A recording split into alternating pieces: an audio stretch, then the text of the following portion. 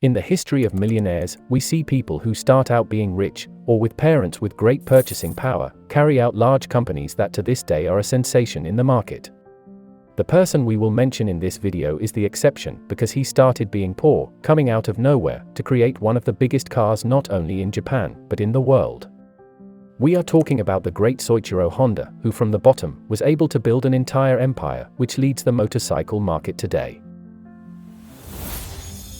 Soichiro Honda was born on November 17, 1906 in the village of Komio, Iwata District, Shizuoka, Japan, coming from a very humble family, who at first was in charge of repairing bicycles for his father, and it was the same Soichiro who helped him in his childhood with this business, although from a very young age he adored motorcycles, something that would mark him for the future.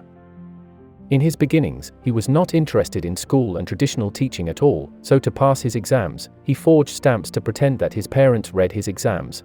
His first contact with automobiles was nothing more and nothing less than the Ford Model T, a popular mass-produced car, and it was a sensation and an impressive engineering advance, and so much so that it changed the life of little Soichiro.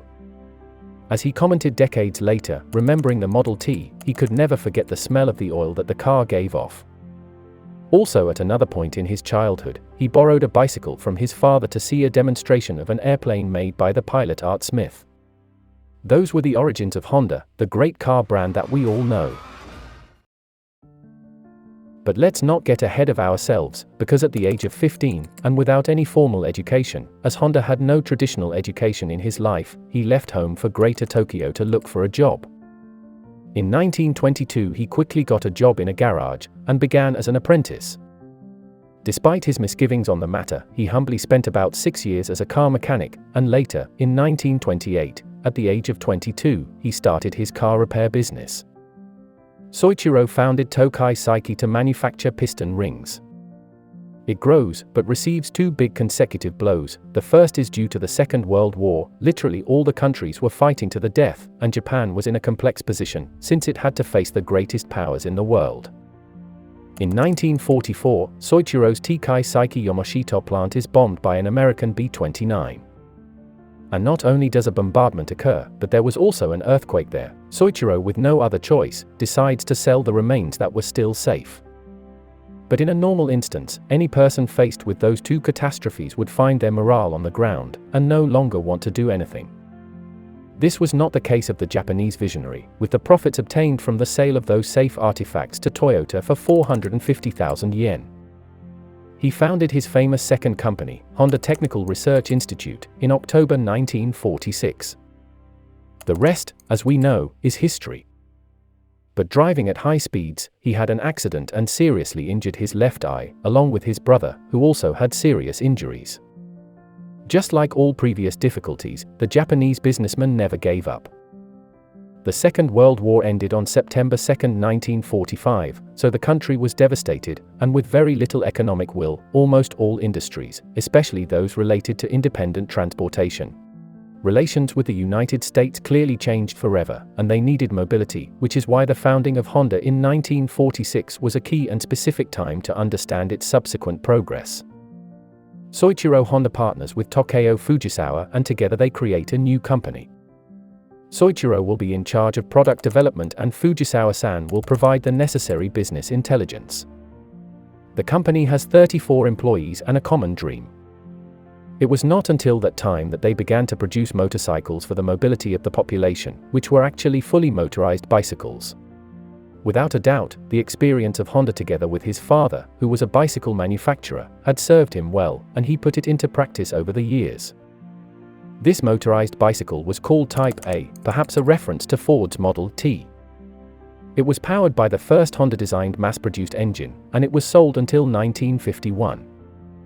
Then came the real motorcycle called the Type D in 1949. It featured a Honda-designed and produced pressed steel frame and a 4-cylinder engine. Two-stroke, being the first of the Dream series of motorcycles. The Japanese miracle was a success that exceeded all initial investment expectations, and that result was not expected at all, so much so that in 1955 Honda became the largest motorcycle manufacturer in the country, and in 1959, it was already a multinational company, opening for the first time that year a dealership in the United States, The truth is that Soichiro Honda's unique engineering and marketing skills were excellent, since his motorcycle sold $1 billion at the time, being the best-selling motorcycle in the world. Such was the glory that they earned, that they even surpassed heavyweights like Triumph and Harley-Davidson in their local markets. Soichiro, as a true fan of racing, promotes a project so that his machines will participate in races. That is why in 1954 the founder of Honda stated that he would enter the Isle of Man TT in Grand Prix motorcycle racing, for which they were 5 years, and entered the competition in 1959 with a fantastic RC 142 motorized bicycle. Thanks to this build, they took 6th, 7th, 8th, and 11th place in the race, capturing the Manufacturers' Team Award. He also obtained a great victory in 1961 at the Isle of Man TT. After knowing all the crises that this man and his company had to face, his perseverance to continue standing is an example of life, and then to be able to perform those great feats, which are not few. In 1963, this same motorcycle received the French Mode Cup Award. In 1962, taking advantage of the large global market they had reached, in addition to establishing a dealership in the United States, they had also opened one in Belgium years later, to meet the growing demand for motorcycles that were so fashionable. From that moment, in Europe there began to be a boom. On the other hand, in 1962 he debuted the incredible racing car RA271, which the company had created to compete in the most famous events. As always since its inception, Soichiro, together with his company, created machinery that he had adored since his youth, which is why the great fame that the company had is due, since the inventions were made with a dream and a specific goal, not just for money and fame. It was not until 1964 that Honda was able to release its car to compete in Formula One, having its own engine built by the company as something revolutionary, something that only brands like Ferrari could afford.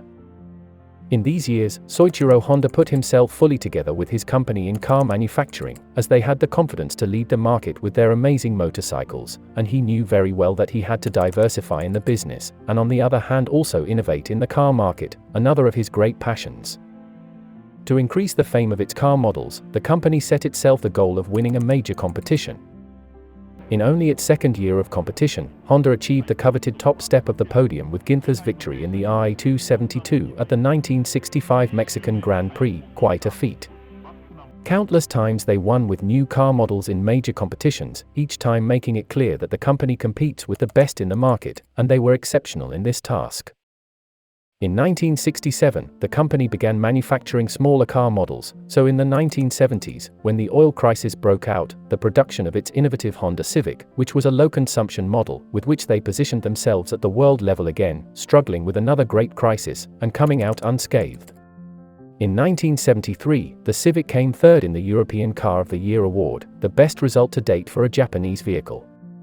For his part, Soichiro Honda remained president of the company until 1973, becoming only a director of the company, and was appointed as supreme advisor in 1983. Upon retirement, Honda devoted himself to work related to the foundation. He became so popular both locally and internationally that People magazine named him to the list of the 25 most interesting people in the world in 1980. His son, Hirotoshi Honda, also continued the family business, being part of Mugen Motorsports, a developer of Honda vehicles who also created original racing vehicles, and was the founder and former CEO of this company. On the other hand, ASME established the Soichiro Honda Medal in recognition of Mr. Honda's achievements in 1982. Also in the year 1989, he was inducted into the Automobile Hall of Fame near Detroit. Soichiro Honda passed away on August 5, 1991, and was 84 years old. Just days later he was to receive the honorary award called Hungarian Grand Prix, but unfortunately he died of liver failure. Thanks to the great contribution of Soichiro, not only did the population transport at lower prices, but they made great advances in mechanical engineering, and created great cars that later won competitions in Formula One, which in fact is speculated that they will return to competitions nowadays. Undoubtedly, Soichiro Honda's life story is an inspiration for those who want to pursue their dreams, and who have many crises in between, but with a dream in mind, everything can be achieved, even the impossible.